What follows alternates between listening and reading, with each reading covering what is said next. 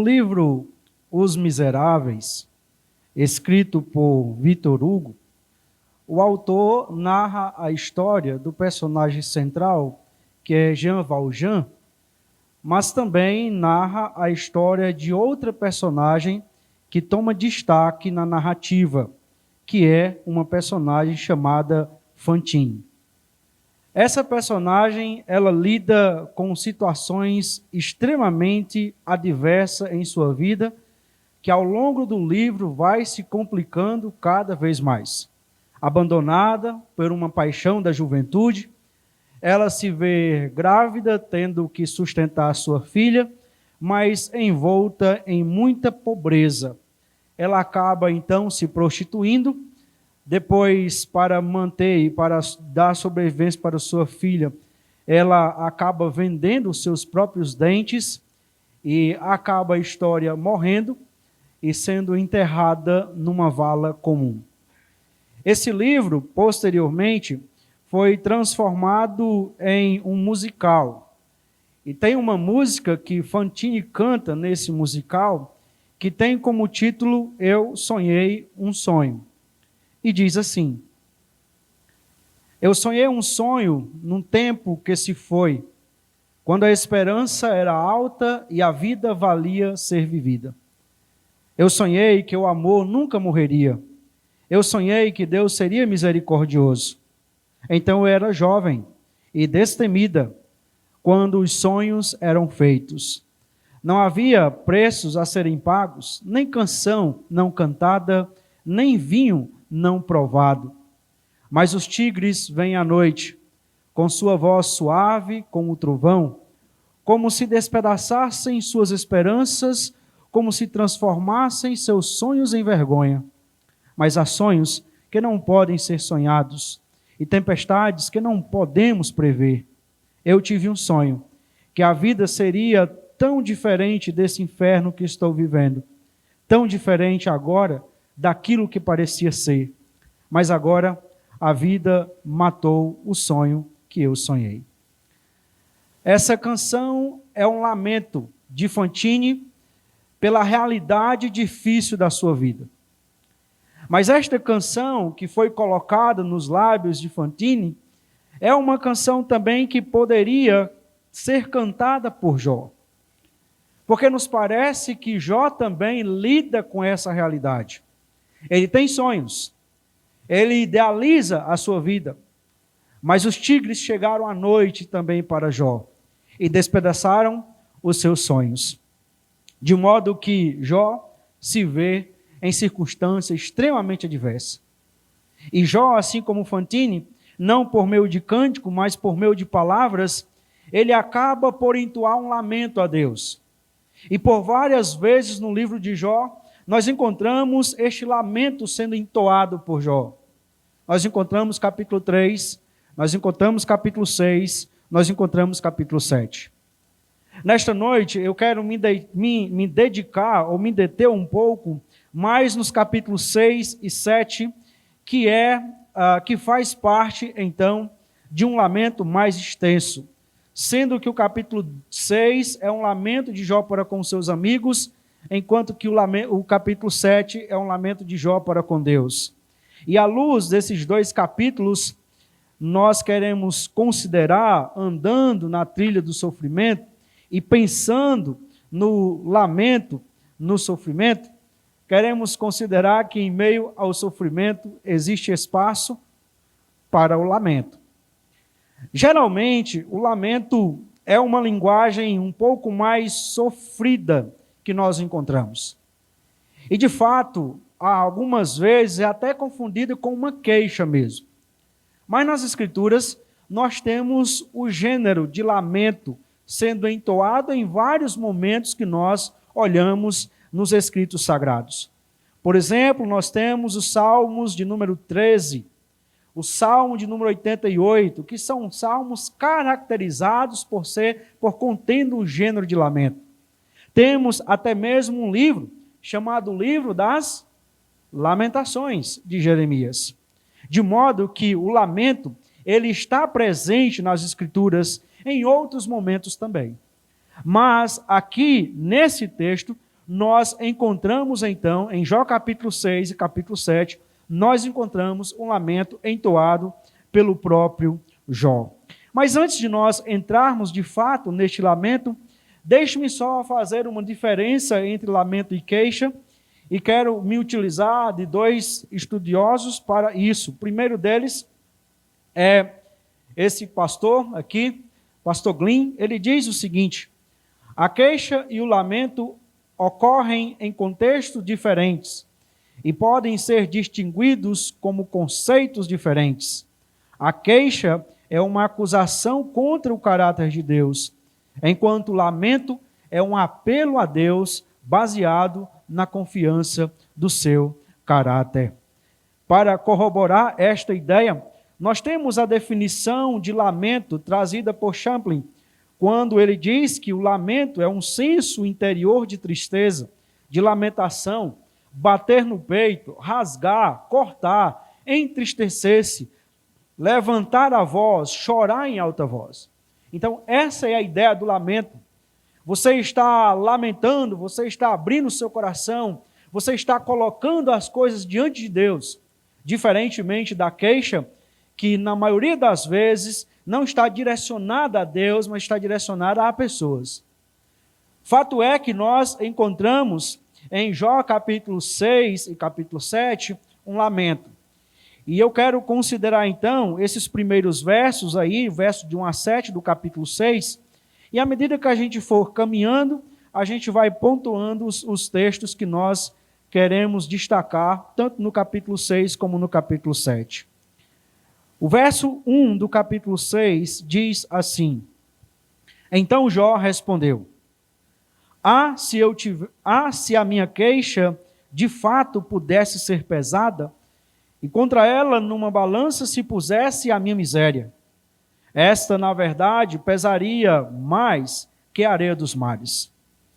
Por isso é que as minhas palavras foram precipitadas, porque as flechas do Todo-Poderoso estão cravadas em mim, e o meu espírito sorve o veneno delas. Os terrores de Deus se armam contra mim. Será que o jumento selvagem zurra quando está junto à relva? Ou será que o boi berra junto ao seu pasto? Pode-se comer sem sal o que é insípido? Ou haverá sabor na clara do ovo? Aquilo que a minha alma recusava tocar, isso é agora a minha comida repugnante. Então nós encontramos aqui esse primeiro bloco do lamento de Jó. Lembre-se que nós estamos num ponto aonde os amigos de Jó já chegaram, já contemplaram a miséria dele, e pelo menos até esse momento, um dos amigos já trouxe então o parecer sobre a situação. Ele traz o parecer e ele vem acusando Jó, dizendo que Jó está naquela condição ali porque Jó pecou. Essa é uma acusação que vai perpassar todo o livro de Jó, como nós veremos posteriormente, quando tratarmos sobre os amigos de Jó e o seu consolo molesto. Mas veja bem, nós encontramos aqui este homem agora respondendo a esta fala do seu amigo Elifaz. E então, nesta primeira fala, nós percebemos que este lamento de Jó acontece por causa da intensidade da dor. Note, meus irmãos, que ele diz que a sua queixa é mais pesada do que a sua dor, é mais pesada do que a sua queixa. Como nós podemos perceber aí no verso de número 2 e também no verso de número 3. A sua miséria pesa mais do que a areia dos mares. Então a intensidade de Jó é muito grande. A dor está sendo avançada, está sendo crescendo, e além do mais, além da dor, das perdas que ele teve até o momento, agora os seus amigos que deveriam consolá-lo estão exatamente agindo de forma terrível para ele. Estão produzindo ainda um massacre maior na vida daquele que já estava sofrendo tamanha dor por tantas perdas que ele teve até agora. Mas observe que esta dor, que é mais intensa do que o lamento, que pesa mais do que a areia do mar, é uma dor intensa por causa da ação de Deus. Jó deixa isso bem claro quando ele diz no verso de número 4, porque as flechas do Todo-Poderoso estão cravadas em mim, e o meu espírito sorve o veneno delas. Os terrores de Deus se armam contra mim. Então, veja que a dor da perda de tudo que Jó perdeu até agora é grande. Mas a dor maior é a sensação de que naquele momento ele é um alvo de Deus. De que Deus está com a sua flecha e de que Deus está disparando aquelas flechas e ele acerta exatamente no ponto. Ele acerta exatamente no centro. De que Deus não desvia nenhuma das suas flechas. E Jó então é o alvo. E agora ele está provando desse veneno que vem das mãos do próprio Deus. Isto, à luz de toda a narrativa de Jó, é exatamente o que faz com que o sofrimento se torne mais intenso e a dor se torne mais dolorosa.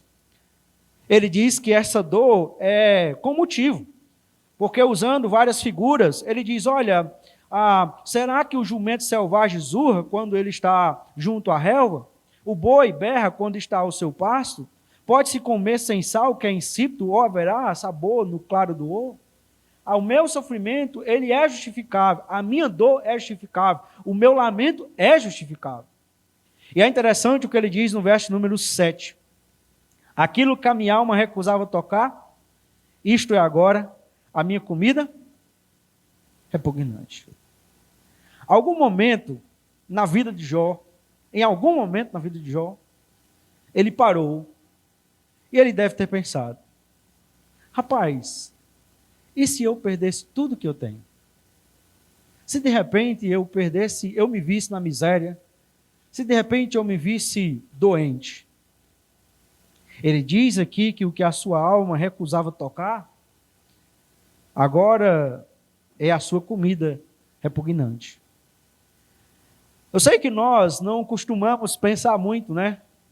E se a coisa não foi exatamente do jeito que a gente está pensando, se a dor se tornar mais intensa, se o sofrimento ele avançar um pouco mais, se a coisa apertar um pouco mais.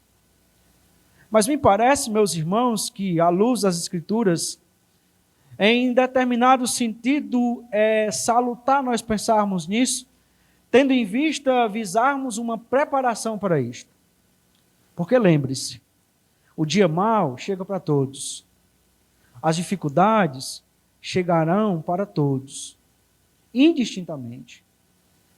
E é exatamente nos tempos de bonança que Deus nos dá, que Ele nos prepara para as tempestades que vão chegar lá na frente. Mas o ponto aqui é que o lamento deste homem é por causa da intensidade da sua dor. Mas esse lamento, que é causado pela intensidade da dor, é também um lamento carregado de desesperança. Note que o verso de número 8 e 9, ele diz, quem dera se cumprisse o meu pedido, e que Deus me concedesse o que desejo.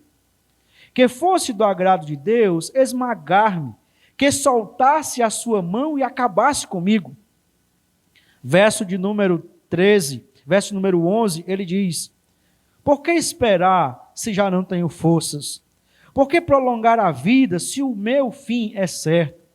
Por acaso a minha força é a força da pedra? Ou é de bronze a minha carne? Não encontro socorro em mim mesmo.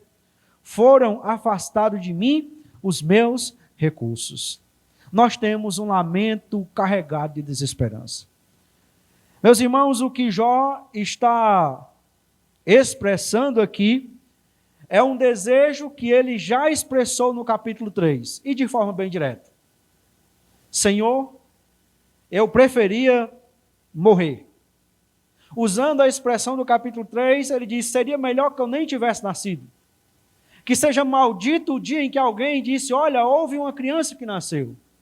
Seria melhor, aqueles que não nasceram são mais felizes do que eu. Aqueles que já morreram são mais felizes do que eu. Quem me dera que eu morresse e eu estivesse junto com os reis e com os príncipes lá nos seus túmulos. Eu estaria mais feliz do que eles. Aqui novamente, no capítulo 7 novamente, Jó, ele expressa a sua desesperança nesse desejo pela morte. Agora note que a morte é vista por Jó como um ato de libertação. É como se ele estivesse preso no sofrimento, e então a morte seria a libertação para ele. Observe o tamanho da desesperança. Jó ainda está vivo. Jó ainda tem um caco de telha. Jó ainda tem os seus amigos, que não ajudaram muito, mas estão lá. Jó ainda tem a sua esposa. Jó ainda tem a sua vida. Mas a sua desesperança chega a tal ponto que ele acha melhor que, olha, para ele não existe mais solução para nada. Para ele a solução poderia ser os seus recursos, mas ele não tem recurso aqui. Ele diz, olha, os meus recursos se acabaram todos. Então, diante de uma vida sem recurso, diante de uma vida onde eu lido com uma sensação de abandono por meus amigos que estão aqui, mas são, na verdade, uma cruz para mim, um peso para mim. Sensação de abandono do próprio Deus, porque o Senhor não está olhando para a minha causa. O Senhor não está atendendo a minha oração. O Senhor está agindo injusto comigo. É melhor, diante de um cenário desse, a morte. E aqui, meus irmãos, nós encontramos numa situação que não é estranha às Escrituras. Jó não foi o único que passou por isso, por essa desesperança. Por exemplo, o apóstolo Paulo diz que ele esteve desesperançado da vida. Nós não sabemos o que é exatamente aquilo dali, mas nós sabemos que a desesperança chegou ali também. Tem Elias, tem Jonas, e por aí vai. Mas observe, meus irmãos, de que o desejo pela morte, escute bem isso, o desejo pela morte não constitui-se um pecado. É uma tentação que você precisa lutar contra ela.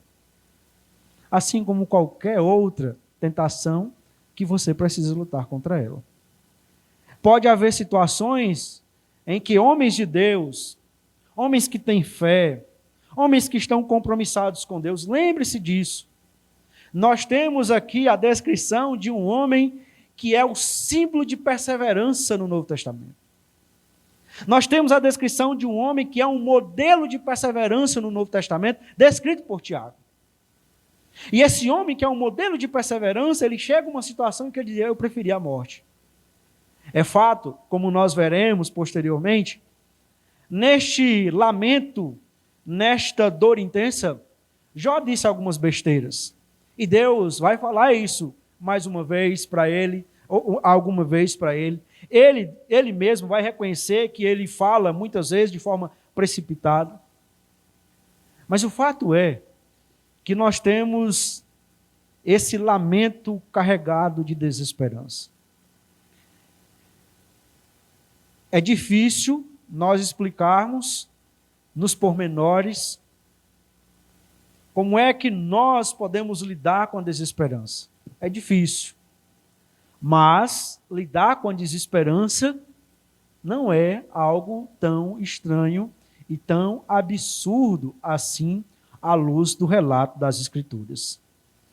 Esse lamento que é por causa da intensidade da dor, que é carregado de desesperança, é um lamento também por causa da atitude dos amigos.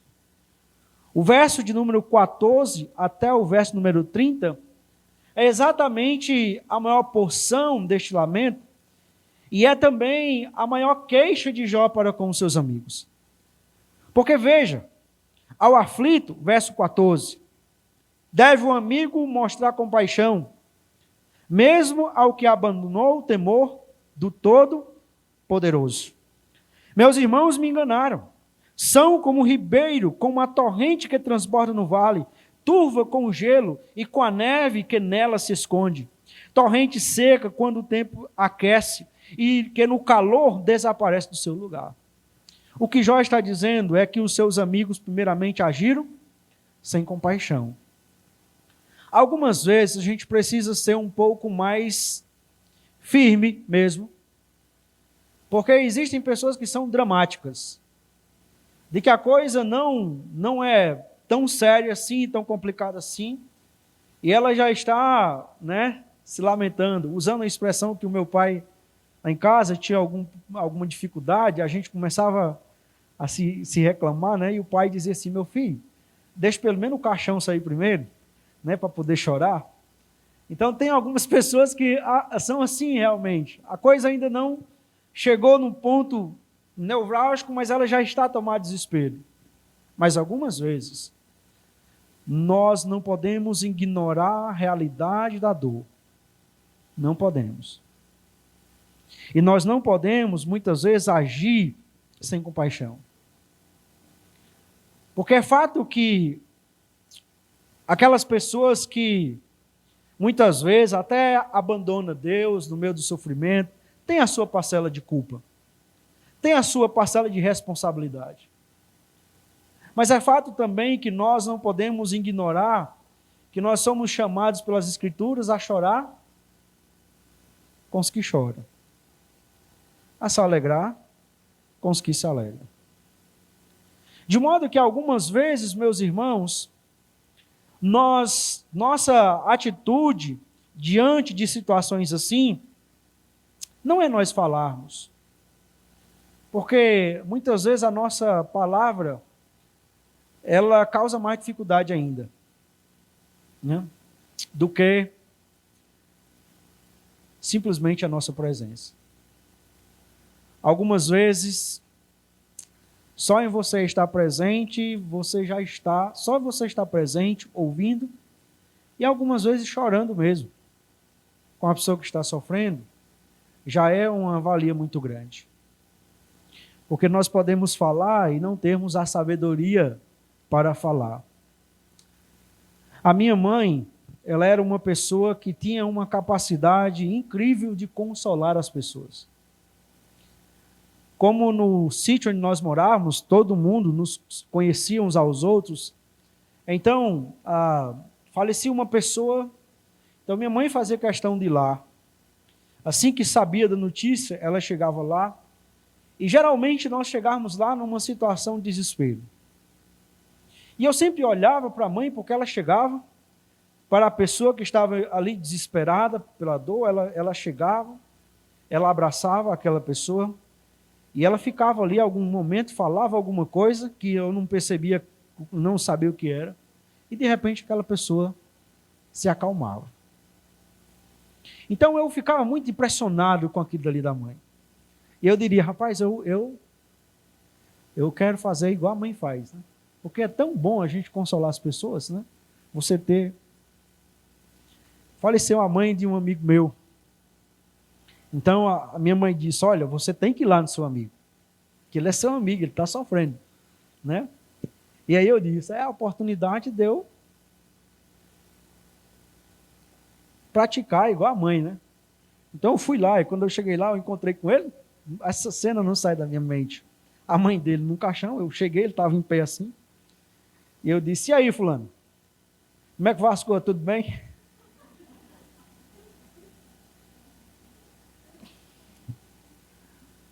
Saí dali, meus irmãos, assim, achando que eu tinha feito o máximo. Eu consegui fazer o que a mãe faz. Voltei para casa. Cheguei em casa. A mãe disse: e aí, você foi lá? Eu disse: fui. E o que é que você disse? Aí eu disse para a mãe: mãe, eu estava lá, apertei a mão dele e disse: aí, como é que vai? Tudo bem? Ele disse: como é que você está perguntando se está tudo bem se a mãe dele está morta lá, rapaz? Eu percebi que eu não tinha a habilidade que a minha mãe tinha de consolar as pessoas. E algumas vezes, meus irmãos, nós corremos o risco de até numa boa intenção, nós não contribuirmos muito com as nossas palavras, né? É como um irmão lá da igreja estava passando por uma dificuldade muito grande, e aí, muita dificuldade de saúde, chega um irmão lá na igreja para falar com ele, diz: ô meu irmão, eu estou orando por você, eu estou orando pela sua família, estou orando para as suas filhas, porque eu fico pensando o que é uma filha crescer no mundo sem um pai, né? É uma desgraça, né, irmãos? É uma desgraça. Aí é aquele tipo de consolação que traz um peso maior, né?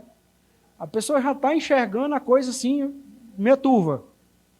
E aí você chega ainda, clareia mais ela ainda, ó, isso aí mesmo, vai na fé que é isso aí mesmo. Então, meus irmãos, algumas vezes nós corremos o risco de, até tendo uma boa intenção, nós não contribuirmos para ajudar aqueles que estão numa condição de desesperança. Os amigos de Jó, além de não manifestarem compaixão, não sentir ou não manifestar o sentimento de dor igual ao de Jó, eles também acabam por desconsiderar a integridade de Jó. Eles tratam Jó, como o capítulo 4 e 5 vai demonstrar, eles tratam Jó como sendo um homem pecador, como sendo um homem que está sofrendo porque ele pecou contra Deus e assim Deus está pesando a mão como retribuição contra ele. E mais uma vez, nós somos confrontados com a cena que acontece na terra e a cena que acontece no céu. Aqui nós temos um homem em lamento, um homem que expressa a sua dor por meio de um lamento. No céu, nós temos um Deus que está honrando esse homem, dizendo, ele continua sendo um homem íntegro, ele continua sendo um homem justo, ele continua sendo um homem que se desvia do mal, ele continua sendo um homem que teme a Deus. Os amigos de Jó desconsideraram isso, mas em vez de ajudar, eles foram como fontes enganadoras. É isso que Jó descreve a partir do verso 16. Parece que tem água, parece que tem alguma coisa para saciar, parece que tem alguma coisa para consolar, mas quando se aproxima perto dele, quando chega perto dele, então desaparece do seu lugar. As pessoas procuram, vão atrás, mas não encontram e ficam decepcionados, como o verso 20. Porque eles prometem, mas eles não conseguem saciar, amenizar, consolar a dor desse homem. O lamento é por causa da ação dos seus amigos.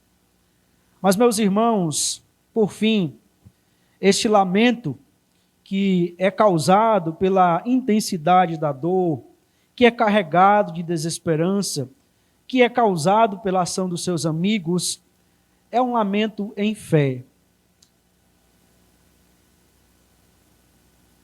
E nessa última lição, envolve diretamente a pessoa de Deus. E envolve diretamente o capítulo 7.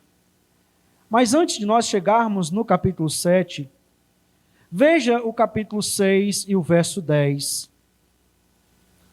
Isto ainda seria a minha consolação, e eu saltaria de contente na minha dor, que é implacável, porque não tenho negado as palavras do santo. Jó, ele, na sua desesperança, ele sente um desejo pela morte. Isso é fato. E esse desejo pela morte seria porque a morte poria fim ao seu sofrimento. Esse é um aspecto. Mas tem um segundo aspecto. Jó, ele deseja a morte porque, em algum sentido, ele tem medo de não suportar o sofrimento que está sobre ele. Ele deseja a morte porque até agora ele não tem negado as palavras do santo, mas o sofrimento, a dor, continua sendo implacável. Nós lemos na direção hoje ao 42. Mas eu sempre gosto de lembrar, Jó não sabia da existência de Jó 42. Jó 42 ainda está muito distante na vida de Jó. Jó 42 é inimaginável para esse personagem. Para nós, perdemos muitas vezes o impacto, porque nós já sabemos o final da história. E saber o final da história nos faz enxergar todo o enredo de forma diferente. Isso é fantástico para nós. Fantástico para nós. Pensando na história da redenção, não está contido aqui, mas o Espírito Santo vai trazendo coisas e a gente vai colocando, né? Pensando na história da redenção, nós já sabemos qual é o fim dela. Nós já sabemos. Você sabe qual é o seu fim. Você sabe. Eu sei. E o fato de nós sabermos o final, o capítulo final da nossa história, deve nos fazer enxergar a nossa história de maneira diferente. O sofrimento vai acabar por causa disso? Vai não. A dor vai acabar por causa disso? Vai não. A dor vai continuar. Mas nós olharemos para o sofrimento, nós olharemos para a dor de outra forma. De outra forma. Porque nós sabemos o final da nossa história. Jó não sabia. E por isso o seu lamento vai sendo ecoado nesse capítulo 6. No capítulo 7, ele apresenta a Deus a sua situação. Capítulo de número 7, verso 5, ele diz: o meu corpo está vestido de vermes e de crostas terosas, a minha pele racha e de novo forma pus. Nós temos aqui a descrição, uma descrição muito cruel de nós enxergarmos. Nós temos a descrição de um sofrimento que é doloroso, é sofrível aqui. E Jó então chega para Deus e o lamento dele: olha, a minha situação é essa. E ele apresenta a sua situação e logo em seguida diz: os meus dias são mais velozes do que a lançadeira do tecelão e se findam sem esperança. O que ele está dizendo é que não tem esperança para mim. Qual é a lógica dele? Já que não tem esperança, por que o Senhor me mantém nessa condição? Já que eu não tenho mais esperança, já que eu não tenho mais recursos, por que o Senhor me mantém nessa condição? A minha vida é um sopro, por que o Senhor não apaga? Ora, os meus olhos não tornarão a ver a felicidade, os olhos que me veem agora não me verão mais. Por que o Senhor me mantém assim? Em outras palavras, o lamento de Jó para Deus agora traz a mesma ideia do capítulo 3, a mesma ideia do 6 e agora repete no 7. Já que a minha vida é sofrível e sem esperança, é melhor que o Senhor me mate, que o Senhor tire a minha vida. O verso de número 12 a 16, o verso diz: eu estou farto da minha vida, não quero viver para sempre. Deixe-me em paz, porque os meus dias são um sopro. Que é o homem. Desculpe, eu li o 16, mas veja o 12. Será que eu sou o mar ou algum monstro marinho para que me ponha sob guarda? Quando digo, meu leito me consolará, a minha cama aliviará a minha queixa.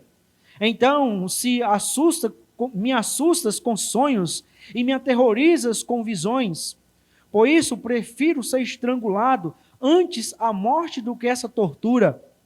Estou farto da minha vida, não quero viver para sempre. Deixe-me em paz, porque os meus dias são um sopro. Aqui nós temos a descrição de um lamento direcionado a Deus, de um homem que está olhando para a sua vida a partir das lentes do lamento, a partir das lentes do sofrimento, e que não consegue enxergar nada além disso. Se Jó tivesse conhecido o que aconteceria com ele no capítulo 42, certamente ele não teria falado isso para o Senhor. Se o Senhor tivesse atendido o pedido de Jó, um pedido precipitado, que ele já reconheceu que foi precipitado, mas ele continua novamente reenfatizando esse pedido. Se Deus tivesse atendido o pedido de Jó, então Jó não teria provado do que ele provou no capítulo 42. Jó não teria provado de um novo relacionamento com Deus. Jó não teria provado de uma restauração familiar. Jó não teria provado de uma restauração do seu casamento. O que nós encontramos aqui é um homem que lamenta a Deus, mas que lamenta porque a sua vista é curta. A sua vista não consegue ir além do que a situação que ele está passando. E eu digo isso, irmãos, não negando, não negligenciando a condição em que ele está aqui nesse momento. Observe que o lamento, ele vem, esse lamento em fé, ele vem por medo de negar a Deus, ele apresenta a sua situação a Deus e ele expressa seus questionamentos a Deus. O verso número 17, ele diz que é o homem para que tu lhes dê tanta importância e para que dês a ele atenção, para que a cada manhã o visites e que a cada momento o ponhas à prova? Até quando não desviará de mim o teu olhar? Até quando não me darás tempo de engolir a minha saliva? Se pequei, que mal fiz a ti, ó espreitador da humanidade? Por que fizeste de mim o teu alvo, tornando-me um peso para mim mesmo? Por que não perdoas a minha transgressão e não tiras a minha iniquidade? Pois agora me deitaria no pó, e se me procuras, já terei desaparecido. Então ele é intenso nos seus questionamentos para com Deus. E meus irmãos, esse não é o único personagem que apresenta os seus questionamentos para Deus. Os irmãos percebem que são questionamentos honestos, são questionamentos sinceros, são questionamentos carregados de angústia. Essa expressão até quando que se repete duas vezes. Esse porquê que faz parte de vários porquês que vai acontecer no livro de Jó. Ele questiona a Deus, ele apresenta o seu questionamento a Deus, e você pode pensar, mas nós não podemos questionar a Deus, é uma tolice questionar a Deus, é uma insensatez questionar a Deus, sim. Mas você há de convir comigo que o ato de Jó chegar e questionar a Deus, colocar os seus questionamentos diante de Deus, também é um ato de fé. Porque em alguma medida ele sabia que só tem condições de resolver, só quem tem condições de resolver esses questionamentos na sua mente é aquele que é o Todo-Poderoso, que é descrito aqui como sendo o espreitador da humanidade, aquele que está observando a humanidade. Algumas vezes Jó tem um pensamento muito pessimista de Deus, de um Deus que está olhando, né, e espreitando para, quem sabe, um vacilo seu ir lá e te pegar. Mas essa não é a visão de Deus que ele terá no final, e nem a visão de Deus que nós devemos ter. Mas o fato aqui, meus irmãos, é que ele apresenta seus questionamentos a Deus. E apresentar os questionamentos a Deus é uma atitude de fé. É uma atitude de fé. Assim nós terminamos, irmãos, as considerações sobre esse lamento de Jó, trazido no capítulo 6 e 7, com algumas pescas no capítulo 3. E eu quero aqui fazer 4 aplicações para nós pensarmos e meditarmos um pouco. A primeira delas, meus irmãos, é que Deus está disposto a ouvir nosso lamento. Algumas vezes na nossa vida, a situação chega a tal ponto em que nós não temos a quem recorrer. Às vezes é um problema conjugal que nós já lutamos, já batalhamos, já fomos atrás, já conversamos, já teve aconselhamento, não resolveu. A gente chega a um ponto em que a panela de pressão está em ar de estourar. Então a gente pode estourar para Deus. A gente pode chegar e colocar o nosso lamento diante de Deus. Um lamento respeitoso. Um lamento que requer relacionamento com Deus. Quando nós sentimos que o nosso amigo do peito, ele tomou uma atitude que nós não gostamos, então nós chegamos para ele, nós abrimos o nosso coração. Às vezes, neste abrir o coração, nós podemos ser injustos com o nosso amigo. Às vezes, com abrir o coração, nós podemos ser injustos com o nosso cônjuge. Às vezes, no lamento apresentado diante de Deus, nós também podemos ser injustos diante de Deus.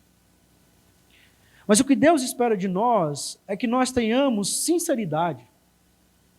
O que Deus espera de nós, Ele já sabe o que está no nosso coração. O que Deus espera de nós é que nós, de forma voluntária, cheguemos para Ele apresente. Senhor, eu não entendo por que o Senhor está me colocando nessa situação. Senhor, até quando o Senhor vai permitir que eu continue nessa situação? Senhor, eu não estou aguentando mais. Eu não estou aguentando mais. Eu estou diante do Senhor aqui porque para mim não dá mais, não dá mais. Se o Senhor não agir, se o Senhor não se levantar, se o Senhor não fizer um sinal do teu favor, eu não vou continuar, eu paro aqui. Honestidade, honestidade. Deus tem prazer em um coração honesto, sincero.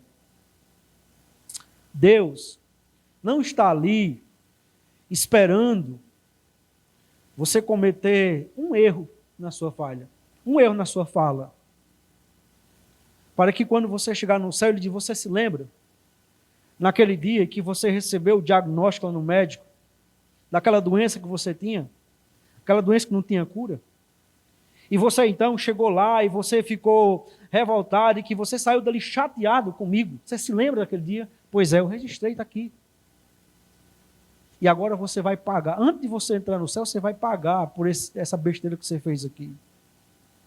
Deus não tem um espírito vingativo que fica fazendo escrutínio na nossa oração para saber onde foi que nós vacilamos, onde nós não vacilamos.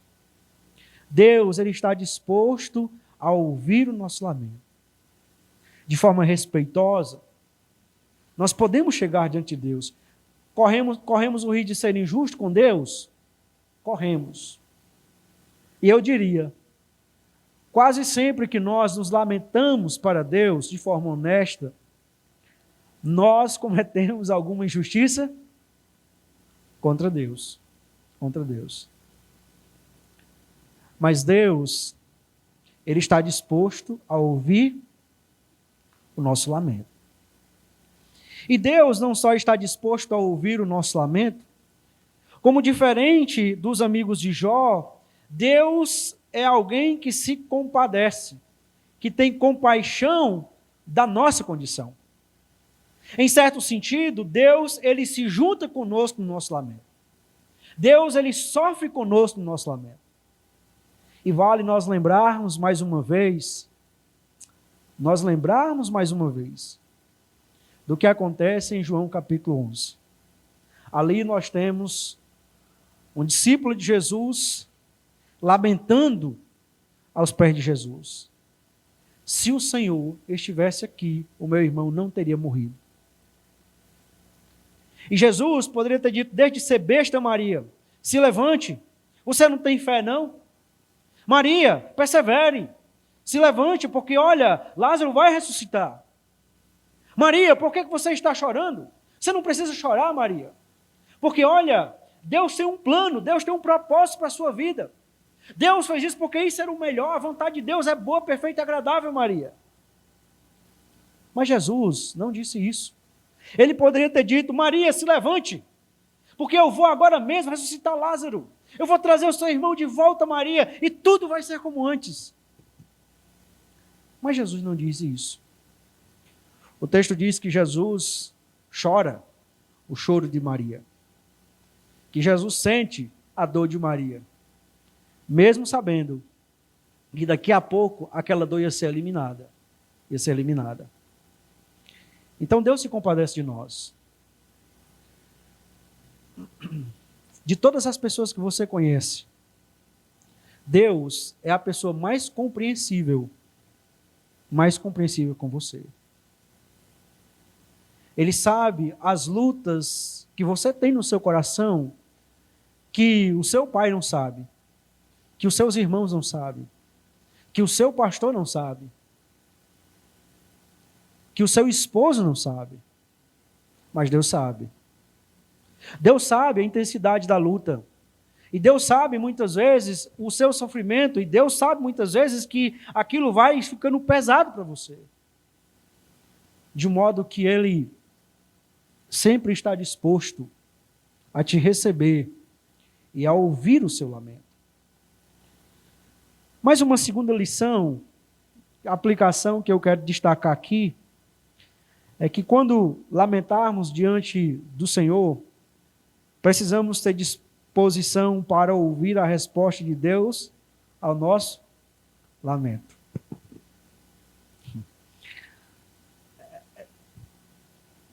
É bom ter disposição, certo? É bom ter disposição. Bom ter disposição.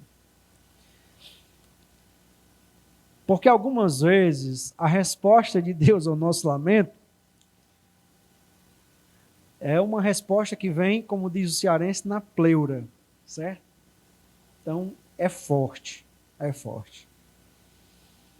E algumas vezes Deus não responde ao nosso lamento. Algumas vezes Deus faz questionamentos, né? Faz questionamentos a nós, como Ele fez com Jó.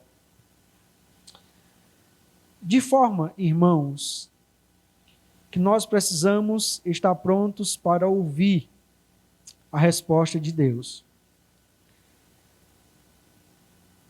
Deus tem duas maneiras de responder a nós.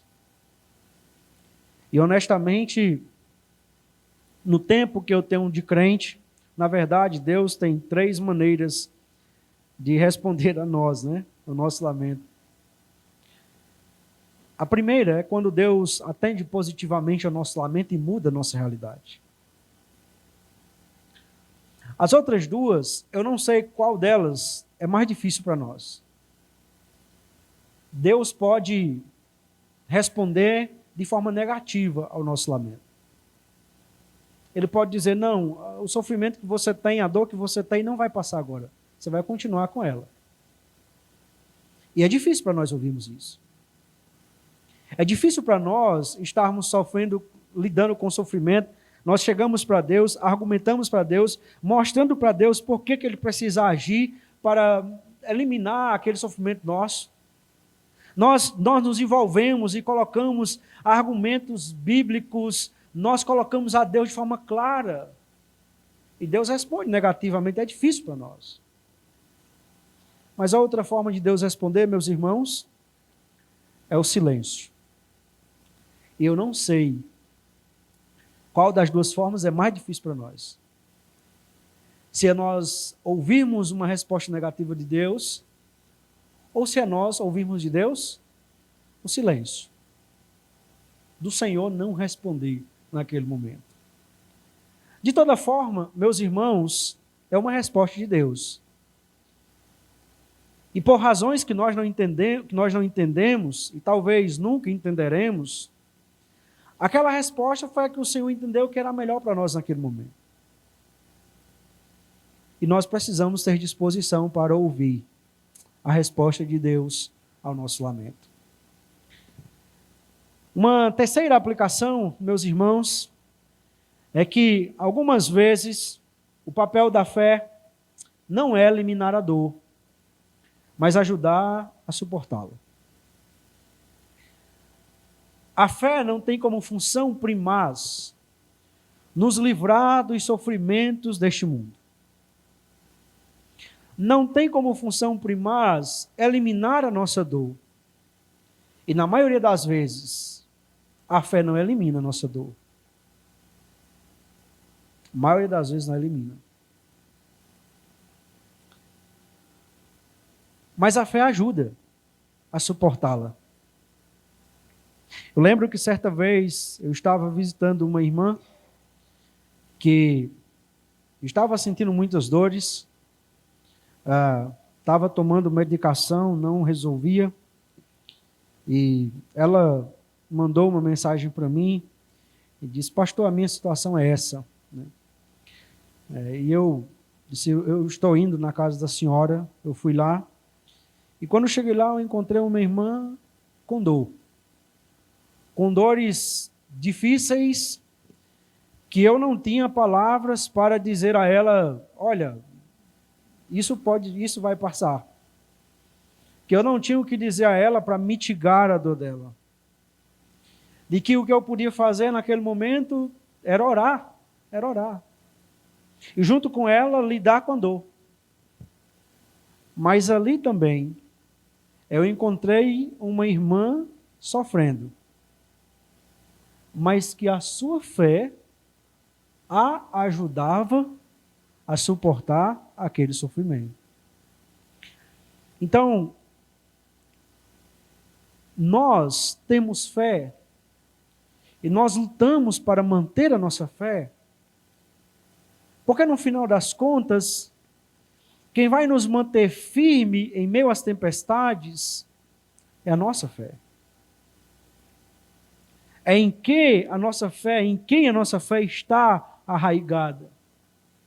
É a nossa fé que vai nos mostrar, mesmo quando a situação for extremamente diversa, mesmo quando a resposta de Deus não chegar ou ser de forma negativa, mesmo quando eu apresentar as minhas queixas ao Senhor, é a minha fé que vai me ajudar a suportar isso. Porque, como diz a palavra do Senhor, sem fé é impossível agradar a Deus. De modo que nós dizemos, fortaleça a sua fé. Porque quanto mais firme a sua fé estiver, mais você vai estar firme para o dia da adversidade. Eu quero concluir com uma última aplicação. O sofrimento do servo Jó aponta para o sofrimento do servo sofredor. Meus irmãos, em Jesus, nós temos um servo que também lamenta.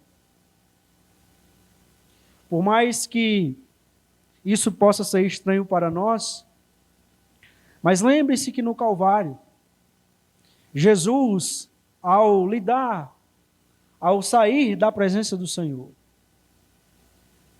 ele pergunta: meu Deus, por que me abandonastes?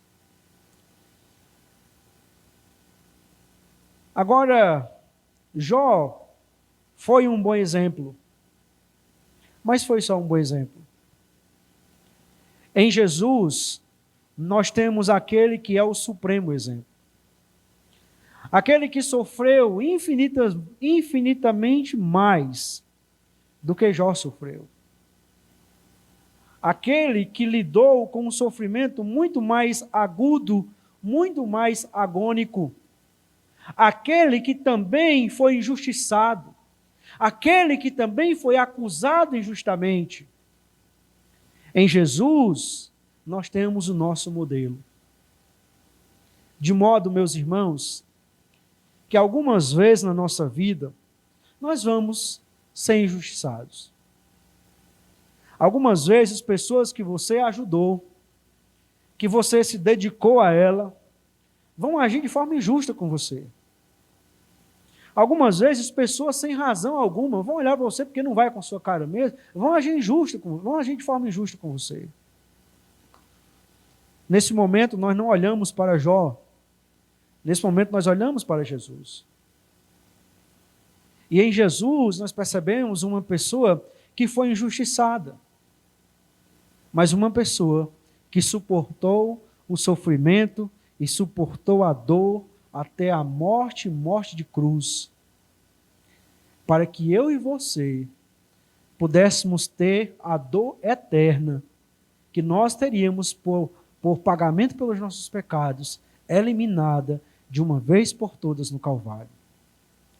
Esse Jesus, este servo sofredor, é aquele que, mesmo abandonado na cruz, suportou a ira de Deus, suportou todo o peso da mão de Deus, para que eu e você pudéssemos viver desfrutando da presença de Deus, apesar das nossas queixas, apesar dos nossos lamentos. Esse Jesus é aquele que nos garante, pelo novo e vivo caminho que Ele é, que Ele abriu, que Ele estabeleceu, que nós podemos chegar diante do trono da graça de Deus e chegarmos com ousadia diante do trono da graça de Deus e colocar as nossas dores, os nossos lamentos, os nossos questionamentos. É por esse Jesus e é para esse Jesus que nós olhamos quando a tempestade se torna mais aguda, quando a dor se torna mais intensa. E olhando para esse Jesus, que nós vamos encontrar forças para continuar, mesmo a passos lentos, mas vamos continuar forças para continuar. E é por causa desse Jesus, por causa da sua graça em nós, é que nós vamos perseverar até o fim. Mesmo lidando com as provações que o Senhor reserva para nós.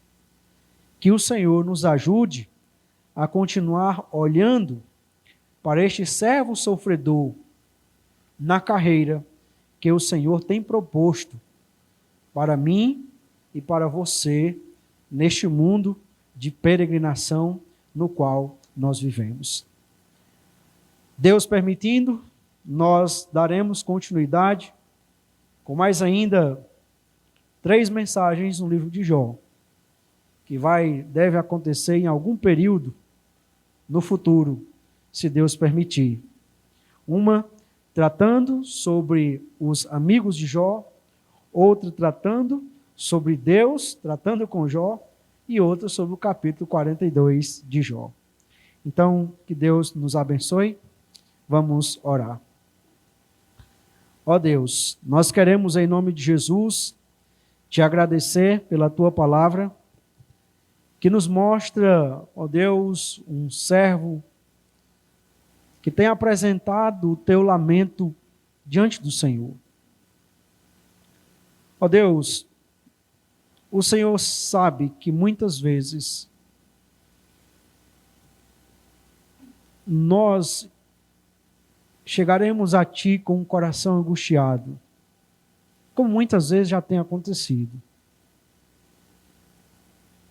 sem entender as razões pelas quais o Senhor nos coloca em determinados caminhos, sem entender porque o Senhor permite que situações assim aconteçam conosco.